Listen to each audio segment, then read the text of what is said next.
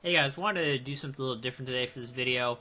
Um, I wanted to talk about humor and satire in general, and I will relate this back to Yu-Gi-Oh.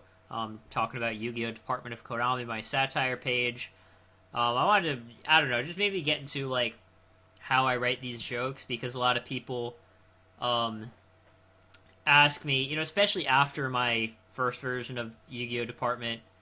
That satire page got like over 4,000 likes on Facebook in a relatively like short period of time.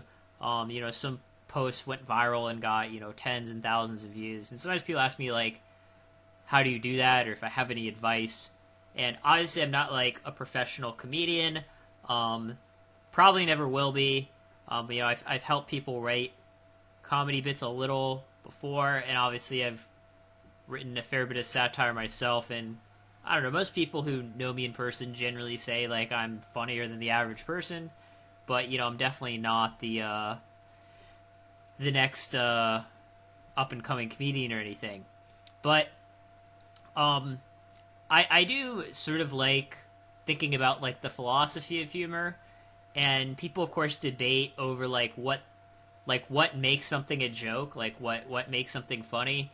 And I think to an extent that evolves a lot over time, but at least like the way that I understand it now, I think sort of like the foundations of like modern American humor is that you are taking something that is like from reality, from the real world, that is ridiculous, and sort of like you use like the joke as the tool to sort of like highlight why that's ridiculous. And like it's often you realize like, oh, it's funny because it's true, right? But it's the way that the joke is framed and delivered that makes it funny. So like, to use an example of something, I'll say something that is like true but not funny, and then after that I'll say like the joke that I tell. This is actually an original joke, that makes it funny. So something that I've noticed that's weird is that the overwhelming majority of tech startups, even ones that are successful, don't make money. They actually lose money, which is weird because that's supposed to be like the opposite of what companies do, right? Companies are supposed to make money. So you think about that and go, that sort of defies like my common sense perception of how the world is supposed to work. And then you have to think of a way to sort of like take that and package it in a joke that makes it funny. So like the way that I chose to do that is I tell a joke that goes along the lines of, hey, I recently my startup company went bankrupt. Now on my resume, I put that I'm the founder of a nonprofit organization, right? So that's sort of like, the way that I say it there obviously isn't, it's delivered in kind of a monotone way, but it's sort of taking these two concepts that seem very different, a for-profit corporation and a non-profit, and sort of like, in a way it's a pun, because you're taking the term non-profit and sort of applying it in a different way. But that's sort of like what a joke is supposed to do. It's supposed to sort of take a concept, a reality-based concept, and make you think about it in a different way. And then to sort of like take that and branch into satire, since satire is obviously like a branch of comedy, you're like trying to do the same thing, right? You're trying to take something that is like based in the real world and sort of like show how ridiculous it is. But like the way that you're doing that is sort of, rather than taking the thing that's ridiculous and sort of describing like, how ridiculous it is, you're actually pretending to be the thing that's ridiculous. And the humor is like derived from the fact that it seems somewhat believable that that thing that you are pretending to be would actually do that. So like, the difference between sort of like satire and normal humor would be like, obviously if you take something like Donald Trump, right? There's a lot of like stand-up comedians that, you know, make fun of Donald Trump. So you take someone like Trevor Noah, and, you know, whether you think he's funny or not, I'm just going to use him as an example. You know, he might take something that Donald Trump did and say, wow, you know, look how ridiculous it is. And he'll compare it to other things and, you know, make this seem like total nonsense. Whereas if you take something like Saturday Night Live, where they have someone like Alec Baldwin pretend to be Donald Trump, you know, and do an impression of him, that sort of parody of Trump is, in that case, where the humor is derived. So you can sort of either directly attack the thing that's ridiculous, or you can pretend to be the thing that's ridiculous. And obviously satire is the latter. So I'll show you like an example right up here of sort of a classic Yu-Gi-Oh! Department of Konami post. This was the first post that I made that went viral, and it was about diversity in a YCS top 32. And what's interesting about this is the overwhelming number of people who read the post did not realize it was fake, right? And that's kind of, even if it's only for a split second, that's like what good satire is supposed to do. It should make the person go, wait, is that real? Oh, it's not, right? You know, there might be some sort of giveaway. And sort of the way that you're criticizing your target is by saying, look, the fact that you believed this is real is the point that I'm making, right? The fact that I can, you know, take some sort of entity, exaggerate it to, you know, perhaps a little or a very large extent, and have people believe it, that sort of demonstrates the problem. So the fact that, you know, Konami, in this case, believing that 0 Zodiac decks in the top 32 meant there was diversity, the fact that people believe that was true, that sort of like indicates the problem, right? Like, people have so little faith in Konami and how they understand the competitive metagame that to a lot of people that seemed believable, right? So that's kind of the point that satire is making, right? Like, obviously I could say Konami doesn't understand, you know, how to design a balanced metagame, right? I could just say that. And that's not very funny. You might agree with me. You might be like, yeah, that's true. Or you might be like, oh, I don't know if that's true, whatever. But it's not funny. But obviously when you sort of take that and flip it around and have Konami say, hey, look how diverse this is, when it's clearly not, that's sort of like, you know, the point that's trying to be made. And, you know, I have another example here that I'm going to bring up. You know, here this is an article from The Onion, right? And you see the title of this article is Belmont Stakes allowing sponsors to brand logos onto side of racehorses. And, you know, a few people on social media believe that this article was real, right? And even the picture, it's pretty reasonably photoshopped.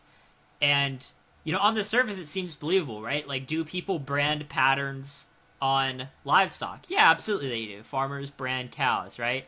And of course, here what it's making fun of is sort of how overly branded, you know, NASCAR is. And obviously, NASCAR, it's kind of similar to horse racing. They're racing cars instead of horses.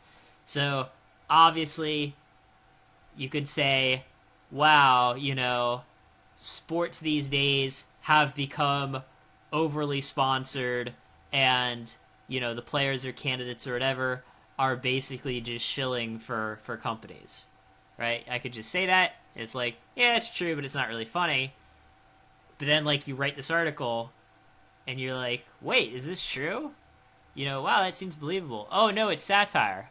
Oh, wait, that's the point. The fact that for a split second I believed it was real, that's the point that they're making. The fact that it seems believable that companies might brand racehorses, that's the problem that they're demonstrating. So, you know, I wanted to talk about, you know, recently I've brought Yu-Gi-Oh! Department of Konami back. Link to that is in the description if you guys want to follow it. And, you know, I've, since the last page got, like, taken down by Facebook for being fake news, I've been a little more explicit about the fact that it's satire. right? I've kind of put satire all over the page, which, in my opinion, I think sort of takes away the effect a little. But there's actually like still some people that, you know, will see these posts on their feed because like people have shared them, and they believe it's real. So I'll actually highlight my most recent post here as an example. So it's like, you read this, you know, it's from the Yu-Gi-Oh! Department of Konami, using Yu-Gi-Oh's logo, looks pretty real. You know, it says, tune in to the remote duel invitational this Saturday, blah, blah, blah, seems believable. We want to remind all duelists that, you know, remote dueling is the only way that you can, whatever. Like, okay, that seems believable. And then, like, sort of each sentence gives you, like, increasing hints that, like, maybe this isn't real. Like, using third-party programs such as Yu-Gi-Oh! Pro or Dueling Book is illegal. It's like, well, it depends on what they mean by illegal, right? You know, if they literally mean it's against U.S. federal law, well, that's not clearly true. Those found to be using these tools are subject to harsh penalties. Yeah, that's kind of believable, including having your Konami ID being suspended. Oh, would Konami really do that? Maybe. You know, being subject to a lawsuit for fraud, you know, it's like, oh, would Konami go that far? Like, the fact that you're thinking about whether or not they might sue someone for using Dueling Book, that's, like, kind of the point of the post. And then, obviously, sort of the punchline is, and or being sent to Guantanamo Bay to be re-educated on the proper ways to duel. And then after you read the part at the end, you're like, wait a sec, this can't be real, right? But what's amazing is that there are a few people who are like, wait, is this really true? Like, you know, you read the post quickly, you're not, like, necessarily processing each individual word. Maybe off the top of your head, you don't recall that Guantanamo Bay is, like, you know, basically an offshore U.S. prison for terrorists, and you read this and wonder that it's real. So, like, obviously the point that I'm trying to demonstrate with this post, so the message that I'm sending is, hey, Konami irrationally, you know, sort of hates on these third-party tools, right? Obviously, we can remember with Dueling Network, Konami basically had it shut down. And, like, the fact that they're shutting down tools that actually make it easier for people to play their game, that's kind of the point. And here I'm exaggerating this only slightly, you know, by talking about, oh, we're going to sue you, we're going to send you to Guantanamo Bay, to sort of make the point that, hey, the fact that this is believable, you know, demonstrates the problem with the company. And obviously, like, the other thing I'll say, too, like, about satire is, like, not every post is going to be, like, a home run, right? You know, some posts, you know, I make and, like, you know, not very many people think it's funny. You know, that's fine, right? You know, every post doesn't have to be a home run. You know, it's mostly just sort of, again, you're sort of wordsmithing and framing things to make sort of a particular point. Sometimes, and I try to keep it diverse, right? Sometimes the point that I'm making is Konami sucks and here's why. You know, sometimes even I compare Yu-Gi-Oh! To Magic, perhaps to criticize Yu-Gi-Oh!, perhaps to criticize Magic. Sometimes I bring politics into it, you know, sort of relating Yu-Gi-Oh! To politics in a certain particular way, or I talk about real-world events, like on this most recent page, the most popular post was about coronavirus. So, like, you know, just because, like, you have a satire page with a specific theme, like mine being Yu-Gi-Oh! Related, obviously, doesn't mean that, like, every post only has to be about Yu-Gi-Oh!, right? There are certain, like, satire posts, satire sites, rather, for example, like the Hard Times, that often have, like, sort of a particular, like, sort of theme that they're talking about. Like, often they talk about, like, music and that sort of thing, but they usually sort of relate it to, like, real-world events in some way. So yeah, that was just kind of the point that I wanted to make there, is to sort of, like, to condense it down, humor in general is sort of about what makes something a joke as opposed to not a joke, is that you're taking something ridiculous, but, like, framing it in a particular way that sort of, like, catches the other person, like, off guard, or makes them, you know, it's, rather than stating something directly, you're sort of stating it in a unique, unusual kind of way, where they go, huh, I never thought about that way. And then, in my opinion, I mean, people have different philosophies on satire, but with my opinion, like, good satire, it needs to be, like, believable for at least a split second. And usually, like, you have to, when you, like, do a satire theme, you have to write about, like, a variety of topics and, like, get creative. Like, when I had, like, those few other people run Yu-Gi-Oh! Department of Konami for a year, like, they would just make, like, the exact same joke, like, every week in a way that, like, wasn't particularly, like, innovative or creative. Like, every post would just be like, hey, we want your money. Which, like, if you just, like, post that every week, like, it's not very funny. Right? Like, obviously that's the common criticism of Konami, that, they're obviously more focused on profits than doing what makes their player base happy. But, like, you can't just say that directly, right? You can't just come out and be like, hey, we're Konami and we like money. Like, you have to sort of, like, frame it in a way that, like, kind of hides it, right? Where you start off, like, making some sort of, like, typical post, something that Konami might say, and then you sort of, like, slip in something there that, sort of highlights Konami's often criticized motives. So hopefully that explains my philosophy on satire and humor in general.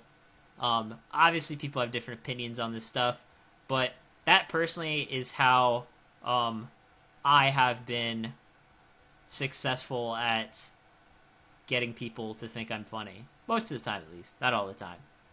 So yeah, take care, guys, and be sure to check out the Yu-Gi-Oh! Department of Konami version 2.0. Link to that is in the description. Peace out.